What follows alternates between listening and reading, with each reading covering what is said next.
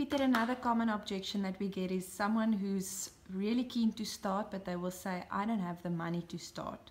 What will you answer to them? Well, guys, first and foremost, I would say, obviously you show him the all-star pack, the big pack, the 5,500 rand. But if he cannot afford that, I would say, listen here, let's start you off on the small pack, the 1,000 rand pack. Now, guys, really, if people don't have 1,000 rand to start a business, it's either you didn't show him the presentation correctly, or maybe he just needs to see it again.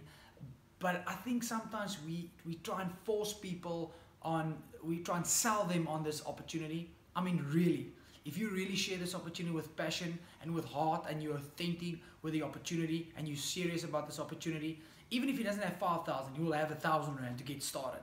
I think another reason or another thing that we need to be better at is really to show him what he can achieve and take him away from what he's thinking right now and show him the vision, cast the vision, show him where he can be in the next 90 days while you actually are presenting with this opportunity. You know, you should do is you should actually speak to him as if he's already signed up and show him the 90-day game plan. Take him to the website, take him to this website and show him that we've got already a system in place where you can go in the next 90 days, you can literally go and explode your business. So immediately you are giving him hope to show him that there's a way to actually make more money.